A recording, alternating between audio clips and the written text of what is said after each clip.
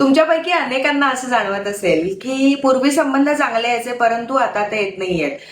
त्याला may be 2 वर्ष झाली असतील, 3 वर्ष झाली असतील किंवा काही महिने झाले असतील किंवा लवकर स्खलन होतोय किंवा ताठरता पूर्वी इतकी येत नाहीये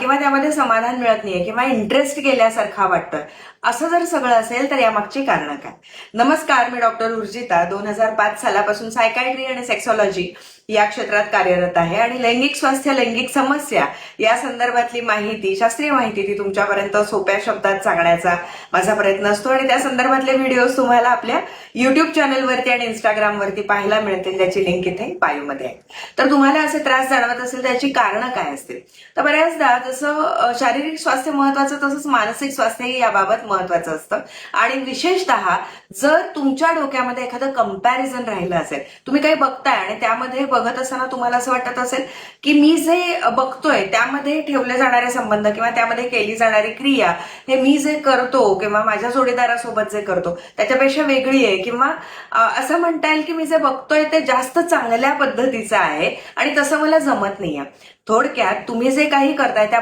बाबत तुमचा कॉन्फिडन्स कमी होत चाललाय किंवा जर तुम्हाला एखाद्या वेळेस कुठल्या तरी एखाद्या जोडीदाराने असं सांगितलं असेल की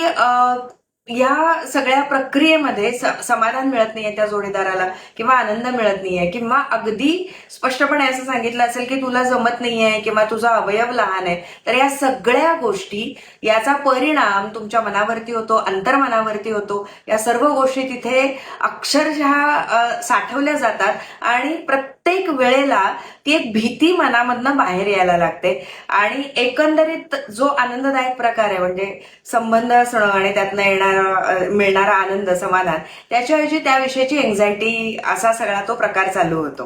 पण मग ह्याचा एक्झॅक्ट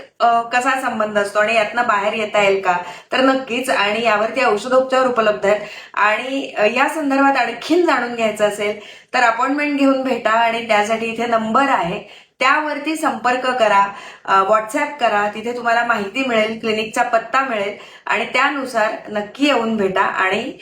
तुमच्या लैंगिक समस्येतून नक्की बाहेर या.